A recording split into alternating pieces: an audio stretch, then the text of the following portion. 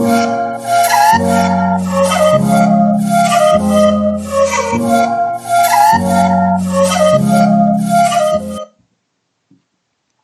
hello guys, welcome to my channel Himachali Wisdom. So in the last lecture we discussed about our solar system, we discussed about our planets, how many planets we have. We have 8 planets, and we have discussed about the physical and its characteristics of each planet.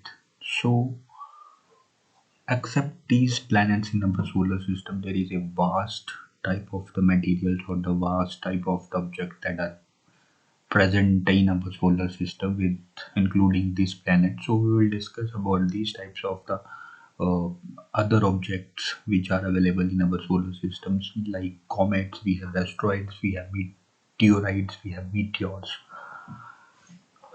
So without any delay, let's discuss the video. And if you would like to watch my last lecture, then I will give you link on the I button. You can press that button and go there and watch my video.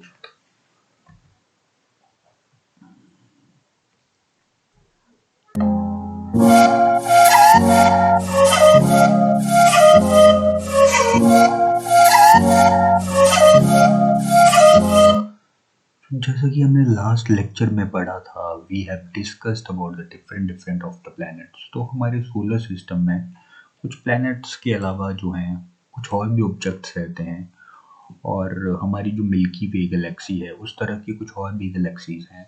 इन सब objects के बारे में हम एक एक discuss करेंगे, और अर्थ का जो फिजिकल फीचर्स हैं, जो फिजिकल कैरेक्टरिस्टिक्स हैं अर्थ के, उसके बारे में हम इस लेक्चर में डिस्कस करेंगे। तो बिना देरी करते हुए लेट्स स्टार्ट द वीडियो। तो सबसे पहले हम एस्ट्रॉइड्स के बारे में डिस्कस करेंगे। जैसे कि हमने लास्ट लेक्चर में देखा था कि जो एस्ट्रॉइड्स बेल्ट होती है वो हमारे सोलर सिस्टम में जो मार्स और जुपिटर जो ग्रह होता है उसके बीच में पाई जाती है। तो एस्ट्रॉइड क्या होते हैं?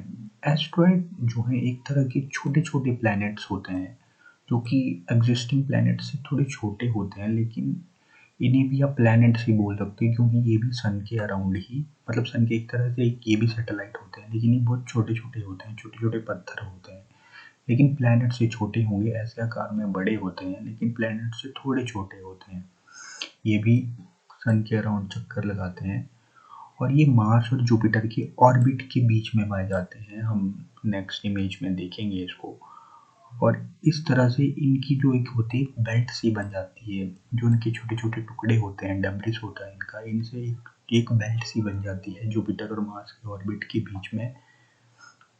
और ये बेल्ट इसलिए बनती है क्योंकि ये प्लैनेट्स, ये छोटे छोटे प्लैनेट्स जो टुकड़े होते हैं इन प्लैनेट्स के, ये जो जुड़कर एक प्लैनेट बनना चाहते हैं, लेकिन जुपिटर क्योंकि एक बहुत बड़ा ग्रह है, तो इसके जो ग्रेविटेशनल पुल होने की वजह से जो है ये एस्ट्रॉइड्स के जो छोटे छोटे टुकड़े होते हैं ये आपस में जुड़ नहीं पाते। ठीक है, तो इससे जो है एक एस्ट्रॉइड बेल्ट बन जाती है मार्स और जुपिटर के बीच में। और ये एस्ट्रॉइड जो देखने में एक पत्थर की तरह होते हैं, मतलब ये इनका कोई शेप नहीं होता, ये सफेरिकल भी हो सकते हैं, लंबे चौड़े भी हो सकते हैं, और इनका ऊबड़ खाबड़ सा इनकी शेप होती है। और जैसा कि हमारी अर्थ जो है अपने एक्सिस पे रोटेट होने के लिए 23 घंटे 56 मिनट 4 सेकंड लगाती है, ये एस्ट्रॉइड जो होता है ये अपने एक्सिस पे रोटेट करते हैं ये भी, और ये 5 से 20 घंटे लगाते हैं। कोई 5 घंटे लगाता है, कोई 6 घंटे लगाता है, मतलब 5 से 20 घंटे के बीच में ये रोटेट करते हैं कोई भी एस्ट्रॉइड। और कुछ एस्ट्रॉइड तो इतने बड़े होते हैं कि इनके अपने कुछ सैटेलाइट्स भी होते हैं। फॉर एग्जांपल अगर ये कोई एस्ट्रॉइड है तो इसका अपना कोई सैटेलाइट भी होगा, मतलब एक छोटा एस्ट्रॉइड होगा इसके इर्द गिर्द, जो इसके बड़े एस्ट्रॉइड के चारों ओर चक्कर लगाएगा। तो सैटेलाइट क्या होता है? जो कि एक इलिप्टिकल ऑर्बिट में किसी बड़े प्लैनेट या किसी एस्ट्रॉइड के चारों ओर चक्कर लगाता है, तो इनके कुछ सैटेलाइट्स भी होते हैं। और ये एस्ट्रॉइड जो होते हैं, जो एस्ट्रॉइड बेल्ट जो होती है, उसके अलावा जो है ये जुपिटर के ऑर्बिट में भी पाए जाते हैं। कुछ जुपिटर के पीछे होते पीछे उसके ऑर्बिट में सर्कुलेट करते हैं, और कुछ जो एस्ट्रॉइड्स होते हैं वो जुपिटर की ऑर्बिट के आगे सर्कुलेट करते हैं। तो उन एस्ट्रॉइड्स को बोला जाता है ट्रोजन एस्ट्रॉइड। जो ट्रोजन एस्ट्रॉइड्स होते हैं ये जुपिटर की ऑर्बिट में पाया जाता है। तो कुछ ट्रोजान एस्ट्रॉइड, फॉर एग्जांपल अगर ये हमारा सोलर सिस्टम है और ये यहाँ पे जुपिटर है, तो कुछ एस्ट्रॉइड की बेल्ट जो छोटी छोटी होंगी, तो ये यहाँ पे जो होंगे ये ट्रोजान एस्ट्रॉइड्स होंगे, कुछ यहाँ पे होंगे और कुछ यहाँ पे होंगे और कुछ यहाँ जैसे होंगे। और जो यहाँ पे जो एस्ट्रॉइड होंगे, यहाँ पे सपोज मार्स है, ये जुपिटर है, और इसके बीच में जो एस्ट्रॉइड की बेल्ट सी बनती है, इसको बोलते हैं एस्ट्रॉइड बेल्ट। इसके अलावा ये वाले जो होंगे ये ट्रोजान होंगे। तो इसको आगे पिक्चर में समझते हैं आसानी से। तो आप यहाँ पे देख सकते हो, ये है एक एस्ट्रॉइड, ये इसकी एस्ट्रॉइड की शेप एक इरेगुलर सी शेप होती है, कोई इसकी शेप नहीं होती। और फॉर एग्जांपल ये हमारा सोलर सिस्टम है, यहाँ पे मार्स है, यहाँ पे जुपिटर है।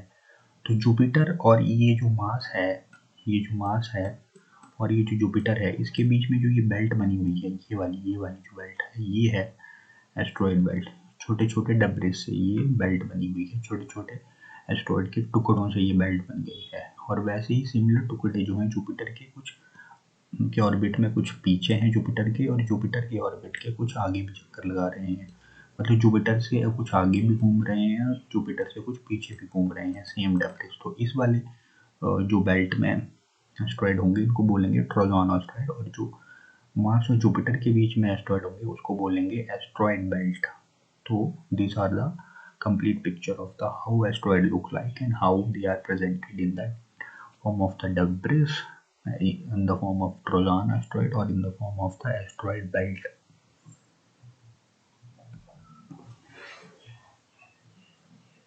अब हम डिस्कस करते हैं कि मीटियोर्स क्या होता है और मीटेराइट्स क्या होता है।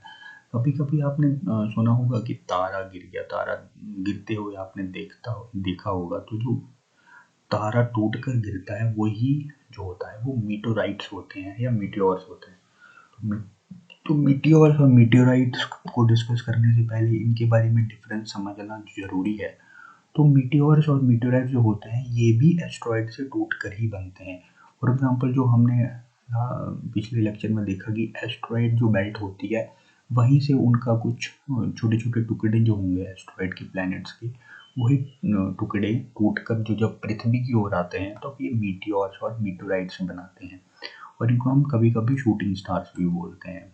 तो मीटियोर्स क्या होते हैं, कुछ नहीं होते, ये रॉक्स के टुकड़े होते हैं एस्ट्रॉइड के, जो कि अर्थ की तरफ आते हैं अर्थ की ग्रेविटेशनल फोर्स की वजह से। और ये एस्ट्रॉइड्स के आपस में टकराने से, जब दो एस्ट्रॉइड आपस में टकराएंगे एस्ट्रॉइड बेल्ट में, तो वो मीटियोर्स बनाएंगे। और जो मीटियोर्स के जो इन एस्ट्रॉइड के छोटे छोटे टुकड़े होंगे, दैट इज जो मीटियोर्स होंगे, ये पृथ्वी की ग्रेविटेशनल फोर्स की वजह से पृथ्वी की ओर आकर्षित होते हैं।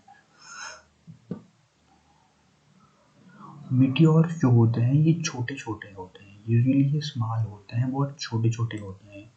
एंड जब ये अर्थ के ग्रेविटेशनल फोर्स की वजह से जो है अर्थ के सरफेस पे अट्रैक्ट होते हैं, तो जब ये अर्थ के एटमॉस्फेयर में एंटर कर रहे होते हैं तो एयर की रेजिस्टेंस की वजह से ये बर्न अप हो जाते हैं, जल जाते हैं। और ये जब उस पृथ्वी के एटमॉस्फेयर में जल जाते हैं तब इनको मीटियोर्स बोला जाता है। मीटियोर्स जब कब बोलते हैं, जब ये एटमॉस्फेयर पृथ्वी के एटमॉस्फेयर में जल जाएंगे अर्थ के सरफेस पे, यानी कि ये नहीं पहुंच पाते। और जब यही एस्ट्रॉइड के टुकड़े जो हैं, छोटे छोटे टुकड़े जो हैं, यानी कि जो मीटियोर्स होंगे, छोटे छोटे टुकड़े होंगे, ये बहुत बड़े होंगे। और तब ये क्या करते हैं कि बड़े होने के कारण एयर की रेजिस्टेंस उनको जला नहीं पाती, तो वे इजीली जो है अर्थ के एटमॉस्फेयर में एंटर करके अर्थ के सरफेस पर आगे गिरते हैं, तो तब इनको मीटियोर्स बोलते हैं। याद रखिए, मीटियोर्स तब होंगे जब एस्ट्रॉइड के छोटे छोटे टुकड़े जो होंगे वो पृथ्वी के एटमॉस्फेयर में आके जल जाएंगे। और जब यही छोटे छोटे टुकड़े जो होंगे पृथ्वी के एटमॉस्फेयर में एंटर करके पृथ्वी के सरफेस को टच करेंगे, तब इनको मीटोराइट्स बोला जाता है। तो these are the difference between meteors and the meteorites. जितने भी मीटोराइट्स होते हैं या मीटियोर्स होते हैं, ये सारे ओरिजिनेट होते हैं एस्ट्रॉइड बेल्ट में, एस्ट्रॉइड के कोलिजन की वजह से। और अर्थ का ग्रेविटेशनल फोर्स जो है इनको अपने एटमॉस्फेयर की तरफ आकर्षित करता है। तो पिक्चर में देखते हैं कि how meteorites and meteors looks like. तो ये आप देख सकते हो, ये है मीटोराइट्स की पिक्चर या मीटियोर्स की पिक्चर। फॉर एग्जांपल ये आ रहे हैं स्पेस से, एस्ट्रॉयड बेल्ट, ये अर्थ का एटमॉस्फेयर है यहाँ पे, और ये एस्ट्रॉयड बेल्ट से टूट के आ रहे हैं मीटोराइट्स। और ये देखो जलने की तरह ये पिक्चर, तो ये जल रहे हैं क्यों? क्योंकि अर्थ के एटमॉस्फेयर में आने से एयर रेजिस्टेंस की वजह से, एयर के स्पीड की वजह से ये जल जाते हैं। और फॉर एग्जांपल अगर ये मीटोराइट है, तो मीटोराइट जो होगा वो जब अर्थ के एटमॉस्फेयर में एंटर करेगा तो वो उसको जला नहीं पाएंगे, क्योंकि मीटोराइट जो बहुत बड़ा होगा और वो अर्थ के एटमॉस्फेयर में एंटर करके अर्थ के सरफेस पे गिर जाएगा, तो ये मीटोराइट कहलाएगा। और यही मीटोराइट जब अगर छोटा होगा, तब वो जब अर्थ के एटमॉस्फेयर में एंटर करेगा तो ये बर्न अप हो जाएगा, जैसे कि ये बर्न अप हो गया है, तब इसे हम मीटियोर बोलेंगे। तो these are the two pictures of the meteorite and the meteorite. I hope you will understand the difference between these two.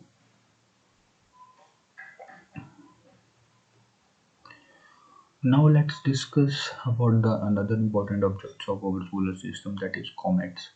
तो कॉमेट्स को हम धूमकेतु भी बोलते हैं, इसलिए इसलिए पुच्छल तारा इसे बोलते हैं। इसे पुच्छल तारा इसलिए बोलते हैं क्योंकि इसके पीछे एक बर्निंग गैसेस की तरह पूंछ आपको चलती हुई दिखाई देती है। तो कॉमेट्स क्या होते हैं? कॉमेट्स जो होते हैं ये भी सन के इर्द गिर्द चक्कर लगाते हैं, लेकिन ये इरेगुलर से ऑर्बिट में चक्कर लगाते हैं।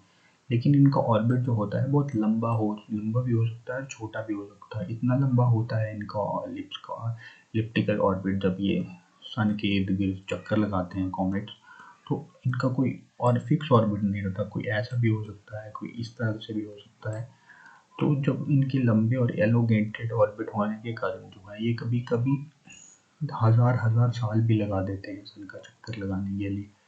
तो जो कॉमेट्स होते हैं ये फ्रोजन गैसेस के बने होते हैं। कॉमेट्स जो हैं फ्रोजन गैसेस के बने होते हैं, और ये हमें जलते हुए इसलिए दिखाई देते हैं कि जब ये इनकी पूंछ किस तरह से बनती है, आइए इसके बारे में डिस्कस करते हैं। क्योंकि ये जब सन के जब एटमॉस्फेयर में एंटर करेंगे तो सन की हीट की वजह से जो फ्रोजन गैसेस होंगी कॉमेट्स की, ये पिघलने लगती हैं। और ये जब पिघलती हैं तो एयर की रेजिस्टेंस के कारण ये पीछे की तरफ जो है लाइट सी एक उसकी गैसेस के जलने के कारण एक लाइट सी प्रोड्यूस होगी, जिससे कि हमें कॉमेट्स जो होते हैं इनकी पूंछ सी दिखाई देती है। क्योंकि जो आइस होती है, जो कि फ्रोजन गैसेस होती हैं, ये मेल्ट हो जाती है सन की हीट की वजह से, और इसकी जो पीछे डस्ट धूल सी बनती है उसकी वजह से जो है इस कॉमेट्स की टेल बन जाती है। तो कॉमेट्स किस तरह से दिखता है उसके बारे में जानते हैं। तो this is how the one comet is look alike. आप देख सकते हो कि जो फ्रोजन गैसेस है यहाँ पे मेल्ट हो रही हैं, और ये पीछे की तरफ जलने जैसा, इसको जलने की वजह से, आइस के मेल्ट होने की वजह से एक डस्ट पार्टिकल की फॉर्मेशन हो रही है, जिससे कि पूंछ की तरह दिखाई दे रहा है, पूंछ सी बन रही है इसकी।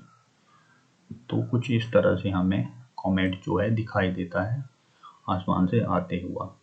तो पुच्छल तारा भी इसे हम कहते हैं इन हिंदी लैंग्वेज।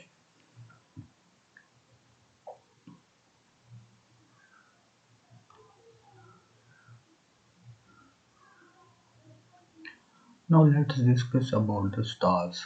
हमने लास्ट लेक्चर में भी पढ़ा था कि स्टार्स हमारे यूनिवर्स में जो हैं वो बिलियन स्टार्स हैं। दैट इज हमारे यूनिवर्स में टोटल जो है 10⁻11 गैलेक्सीज हैं, और हर एक गैलेक्सी में 10⁻11 स्टार्स हैं।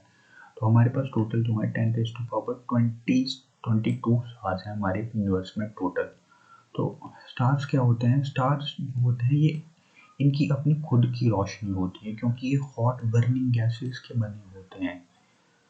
एंड जो हमारा यूनिवर्स है, जो हमारी मिल्की वे है, उससे जो है स्टार्स बहुत बहुत हमारी अर्थ से स्टार बहुत बहुत बहुत ज़्यादा दूरी पर रहते हैं। और जो हमारी अर्थ से जो सबसे क्लोजेस्ट स्टार है वो है प्रॉक्सिमा सेंचुरी। और ये कितना क्लोज है आप एस्टिमेट लगा सकते हो कि प्रॉक्सिमा सेंचुरी जो स्टार है वो हमारी अर्थ से 4.24 लाइट ईयर्स के डिस्टेंस पे है। 4.24 लाइट ईयर्स, यानी कि 4 साल लाइट ईयर दूर है प्रॉक्सिमा सेंचुरी हमारी अर्थ से, और ये सबसे नज़दीक स्टार है। तो आप इमेजिन कर सकते हो कि जो स्टार्स हैं हमारी पृथ्वी से कितनी दूरी पर है। टोटल जो है हमारी पृथ्वी से जो है 8,000 तारे जो हैं हम देख सकते हैं। उन 8,000 तारों में से जो है जो 4,000 तारे होते हैं ये नॉर्दर्न हेमिस्फीयर पे पाए जाते हैं, और जो 4,000 स्टार्स होते हैं ये साउदर्न हेमिस्फीयर पे पाए जाते हैं। लेकिन फॉर एग्जांपल अगर आप नॉर्दर्न हेमिस्फीयर पे हो, फॉर एग्जांपल ये पृथ्वी है और ये इसका नॉर्दर्न हेमिस्फीयर है और ये साउदर्न हेमिस्फीयर है, तो यहाँ पे 4,000 और यहाँ पे 4,000 आप अवेलेबल होंगे तारे देखने के लिए। लेकिन इन 4,000 में से भी 2,000 जो होंगे वो सिर्फ आप रात में ही देख सकते हो, और बाकी के 2,000 जो होंगे वो अब दिखते नहीं हैं, क्योंकि दिन में रोशनी होने की वजह से उनकी विजिबिलिटी कम हो जाती है। तो हर एक हेमिस्फीयर में 4,000 हजार स्टार्स होंगे, और उन 4,000 में से हम नेकेड आई से जो है सिर्फ 2,000 सितारों को देख सकते हैं। और total visible stars on the earth surface is 8,000, that is 4,000 in the northern hemisphere and 4,000 in the southern hemisphere. And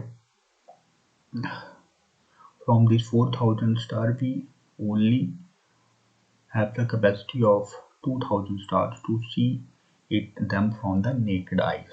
तो 2,000 सितारों को ही हम नंगी आंखों से देख सकते हैं, वो भी कब, जब नाइट का टाइम होता है तब। और 2,000 सितारे जो दिन में रहते हैं उनको हम देख नहीं सकते, क्योंकि जो रोशनी की वजह से, दिन की रोशनी की वजह से उनकी विजिबिलिटी कम हो जाती है।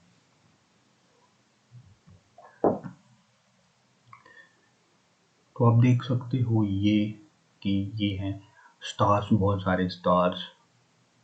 और ये जो आप देख रहे हो ये वाला, ये प्रॉक्सिमा सेंचुरी है। प्रॉक्सिमा सेंचुरी हमारी पृथ्वी का सबसे नज़दीक वाला सितारा है, तो जो कि 4.24 लाइट ईयर्स जो दूर है हमारी पृथ्वी से।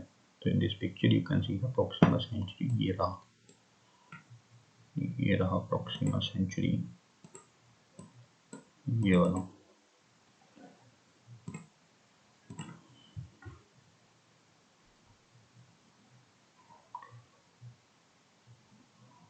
अब हमने लास्ट लेक्चर में पढ़ा था कि जो हमारी गैलेक्सी होती है, मिल्की वे गैलेक्सी होती है, उसके अलावा भी बहुत सारी गैलेक्सीज हमारे यूनिवर्स में पाई जाती हैं। फॉर एग्जांपल ये यूनिवर्स होता है, यूनिवर्स में छोटे छोटे ग्रुप्स बने होते हैं, ये ग्रुप्स हैं, और इन ग्रुप्स में जो है छोटी छोटी गैलेक्सीज होती हैं। उनमें से ही एक गैलेक्सी जो है हमारी पृथ्वी की जो है वो है milky Way Galaxy. For example ये मिल्की वे है और इस ग्रुप की गैलेक्सीज में से एक पार्ट, तो इस ग्रुप को हम बोलेंगे लोकल ग्रुप। और इसी ग्रुप में जो हमारी सबसे नज़दीक वाली गैलेक्सी यानी कि ये वाली गैलेक्सी जो होगी एंड्रोमेडा गैलेक्सी। तो आप देख सकते हो कि how vast is the universe में डिफरेंट डिफरेंट ग्रुप्स हैं, उन ग्रुप्स में डिफरेंट डिफरेंट गैलेक्सीज हैं, और हर एक गैलेक्सीज में कुछ अपने अपना सोलर सिस्टम है। फॉर एग्जांपल हमारे जो मिल्की वे गैलेक्सी है उसमें अपना हमारा सोलर सिस्टम है जिसमें 9 प्लैनेट्स हैं। तो आप सोच सकते हो कि कितने अनगिनत प्लैनेट्स हैं इस यूनिवर्स में जो अभी तक फाउंड भी नहीं किए गए हैं नासा के द्वारा। तो Galaxy, there is a universe. In the universe there are some groups. In groups there are some galaxies, and there are in the galaxies we have some different uh, types of the solar systems. तो जो हमारा खुद का जो milky वे का जो group है उसको हम, जिसमें कि मिल्की वे गैलेक्सीज के अलावा 30 और मिल्की वे और एंड्रोमेडा गैलेक्सी के अलावा 30 और गैलेक्सीज हैं, उसको हम लोकल ग्रुप बोलते हैं। तो जो आज हम डिस्कस करेंगे जो मिल्की वे है, जो उसकी नियरेस्ट गैलेक्सी है दैट इज एंड्रोमेडा, उसके बारे में हम देखते हैं। तो एंड्रोमेडा जो है उसकी शेप भी मिल्की वे की तरह स्पाइरल है, और ये हमारी क्लोजेस्ट नेबर है। और ये एंड्रोमेडा इकलौती गैलेक्सी है, नियरेस्ट गैलेक्सी है जिसे हम नंगी आंखों से देख सकते हैं। और ये एंड्रोमेडा गैलेक्सी जो है मिल्की वे का जो लोकल ग्रुप है उस ग्रुप को, दैट इज जो क्लस्टर है ग्रुप्स का, ये वाला ग्रुप जो है, ये वाला ग्रुप जो है इसको बिलोंग करती है, जिसे हम लोकल ग्रुप बोलते हैं। क्योंकि गैलेक्सी जो होते हैं ये भी सितारों की तरह एक झुंड में रहती है, क्लस्टर्स में रहती हैं। And some clusters contains the thousand of the galaxies. एक क्लस्टर में 1000 तक गैलेक्सीज हो सकती हैं। अभी तो हमारा जो लोकल ग्रुप है उसमें 30 गैलेक्सीज अप्रोक्सीमेटली, मिल्की वे और एंड्रोमेडा गैलेक्सी के को मिला के जो है टोटल लोकल, हमारे लोकल ग्रुप में 30 गैलेक्सीज हैं। लेकिन जो अदर ग्रुप्स हैं तो हर किसी ग्रुप में 1000 गैलेक्सीज भी हो सकती हैं, कईयों में 5000 भी हो सकती हैं, कई 100 भी हो सकती हैं। तो हर एक डिफरेंट डिफरेंट इतने ज़्यादा ग्रुप्स हैं जो अभी तक डिस्कवर भी नहीं किए गए हैं। तो अनगिनत एक यूनिवर्स जो है हमारा ब्रह्मांड जो है ये अनगिनत हिसाब से फैला हुआ है। लेकिन हमें सिर्फ अपने लोकल ग्रुप के बारे में डिस्कस करना है। That is in local group we have 30 galaxies including Andromeda galaxy and the Milky Way galaxy. Picture की सहायता से समझते हैं तो आप इमेजिन कर सकते हो, here is the picture of the Andromeda. ये एंड्रोमेडा गैलेक्सी है और ये मिल्की वे गैलेक्सी है, और ये ग्रुप है जिसे हम लोकल ग्रुप बोलते हैं। तो इस लोकल ग्रुप में हमारी मिल्की वे है जो कि ये है, ये वाली, और जो एंड्रोमेडा है ये वाली गैलेक्सी है यहाँ पे। और इस तरह की एंड्रोमेडा और मिल्की वे की तरह ये छोटी छोटी गैलेक्सीज, कुछ 30 गैलेक्सीज हैं हमारे लोकल ग्रुप में, जो कि ये वाला ग्रुप जो है ये किसका पार्ट है, यूनिवर्स का। तो ये यूनिवर्स है, इसमें एक ये लोकल ग्रुप है। इस तरह के हजारों लाखों ग्रुप्स हैं, और भी ग्रुप्स हैं जिसमें कि छोटी छोटी गैलेक्सीज हैं, हजारों लाखों गैलेक्सीज हैं। और उन गैलेक्सीज में क्या है कि फॉर एग्जाम्पल ये कोई ग्रुप है, उसमें एक गैलेक्सीज है, तो इस गैलेक्सी में बहुत तरह के सोलर सिस्टम पाए जाते हैं। You can imagine that human being is nothing in front of the nature. We are, we are just a piece of paper in front of nature, so that we can't imagine that how vast our universe is.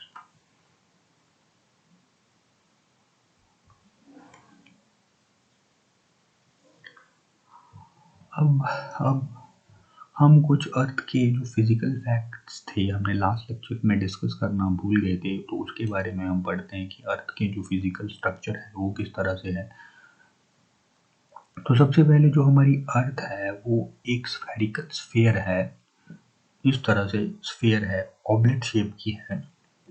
ये facts हमें किसने बताया, तो पाइथागोरियस जो था, तो उसने जो है ये फैक्ट दिया कि अर्थ जो है स्फीयर है। क्यों स्फीयर है, क्योंकि अर्थ का जो as we have discussed that earth जो है अपने एक्सिस पे टिल्ट रहती है। तो उसका जो टिल्टेड एक्सिस है, तो जो यहाँ पे जो एक्सिस है अर्थ का, मिनट, जो अर्थ का फॉर एग्जांपल ये अर्थ है, तो अर्थ जो है इस तरह से टिल्टेड है, तो ये जो एक्सिस है अर्थ का, तो इसका 90 डिग्री पे पोल स्टार रहता है। फॉर एग्जांपल ये पोल स्टार है, तो इसके एक्सिस के बिल्कुल एलोंगेटेड पे पोल स्टार है। और जब हम इस पोल स्टार जो अपनी पोजीशन को चेंज नहीं करता, और जब हम इस नॉर्थ पोल से अगर हम जब इक्वेटर की तरफ आते हैं, इस तरफ आते हैं, that is from here to here, इस इक्वेटर तक आते हैं, तो इस जो एंगल है पोल स्टार का वो चेंज होता है। तो इससे हम एक तो इस एंगल के चेंज होने की वजह से जो है एक जो है आर्क सी बनती है। तो आर्क एक सर्कल में ही बन सकती है, तो इससे एक सफ़ेयर में ही बनती है। तो आप इससे पता लगा सकते हैं कि जो अर्थ जो है वो एक स्फेरिकल शेप की है। दूसरा पॉइंट जो बताता है कि अर्थ स्फेयर है, कि फॉर एग्जांपल अगर अर्थ जो है, फॉर एग्जांपल अगर एक प्लेट की तरह होती, बिल्कुल चपटी होती, तो जब सनराइज होता यहाँ पे ऐसी तरह सनराइज होता, तो सभी जगह पे एक टाइम पे दिखाई देता। लेकिन क्योंकि अर्थ स्फेयर है, तो जो ईस्टर्न पार्ट होता है अर्थ का, वो सनराइज को पहले देखता है। साइमल्टेनियसली दूसरी जगहों पे है सन जो है एक उस समय पे नहीं दिखता। तो इस कारण से भी वो हम बोल सकते हैं कि जो अर्थ है वो स्फेरिकल है नेचर में। और अर्थ जो हमारी पृथ्वी है वो 4550 मिलियन साल पुरानी है। दैट इज इतनी पुरानी है हमारी पृथ्वी। और जो हमारी पृथ्वी का मास है वो है 5.9 into 10 raised to the power 28 kg। तो इतना हमारी पृथ्वी का मास है। एंड जो हमारी मीन डेंसिटी है पृथ्वी की वो है 5514 किलोमीटर पर मीटर क्यूब। और जो टोटल सरफेस एरिया है पृथ्वी का वो है 51 करोड़ 66,000 स्क्वायर किलोमीटर। एंड जो हमारी पृथ्वी है उसमें मोस्ट ऑफ द, हमने लास्ट लेक्चर में भी डिस्कस किया था कि उसका जो 71% अप्रोक्सीमेटली एरिया है वो पानी से भरा हुआ है और 29% ही एरिया जो है वो लैंड एरिया है। और जो हमारी पृथ्वी है उसका जो इक्वेटोरियल डायमीटर है वो है 12,756 kilometre square kilometre. That is ये हमारी पृथ्वी है, तो इसका जो ये वाला डायमीटर है, ये टोटल डायमीटर जो है ये है 12,756 किलोमीटर। और जो इसका रेडियस है वो है इसका आधा। इक्वेटोरियल जो है रेडियस वो है 6,378 किलोमीटर। सिमिलरली जो अर्थ का इक्वेटोरियल वाला डायमीटर है वो है 12,713 किलोमीटर। और सिमिलरली जो उसका रेडियस है उसका हाफ 12,713 का 6,356 स्क्वायर किलोमीटर। और जो इक्वेटोरियल सरफेस एरिया है, सरकमफ्रेंस एरिया, सरफेस एरिया है अर्थ का वो है 40,077 किलोमीटर। टोटल जो सरफेस एरिया है, जो क्षेत्रफल है पृथ्वी का वो है 40,077 किलोमीटर। और जो पोलर सरफेस एरिया है, पोल्स पे जो सरफेस एरिया है अर्थ का वो है 40,009 किलोमीटर। अब हम देखते हैं अर्थ के कुछ हाईएस्ट एंड लोएस्ट पॉइंट के बारे में।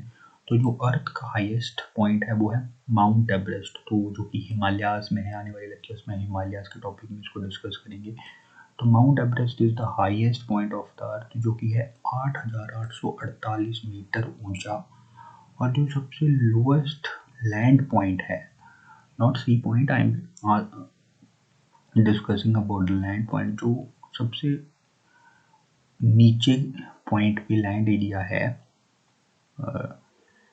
अर्थ का वो है डेड सी, जो कि एशिया में पड़ता है, जो कि जॉर्डन और इजराइल के बीच में एक जगह है, वहाँ पे पड़ता है डेड सी, जिसका जो डेप्थ है वो है 400 मीटर। और जो ग्रेटेस्ट ओशियन डेप्थ है, यानी कि जो पानी वाला एरिया है, वो है पैसिफिक ओशन में, जिसका नाम है मारियाना ट्रेंच। जो मारियाना ट्रेंच है इसकी जो समुद्र तल से ऊंचाई है, दैट इज उसका जो सबसे लोएस्ट पॉइंट है वो है 10,994 मीटर।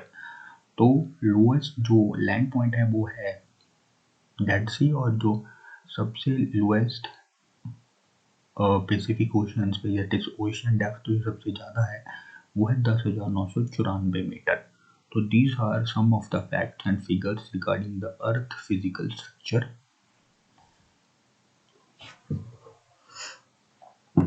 तो यहाँ पे आप देख सकते हो कि जो अर्थ का जो 29% एरिया है वो लैंड एरिया को कंसिस्ट करता है, और अर्थ का जो 70.8% एरिया है जो है वो वाटर को कंसिस्ट करता है।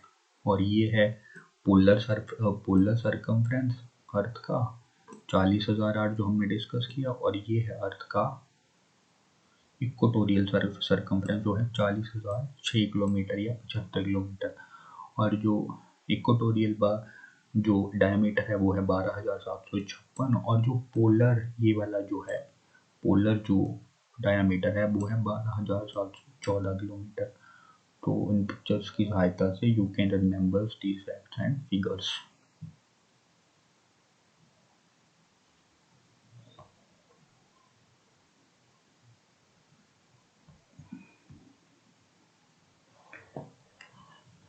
So thank you for watching this lecture, guys. So in the today's lecture we discussed about the other left objects of the universe that we have left in the last lecture.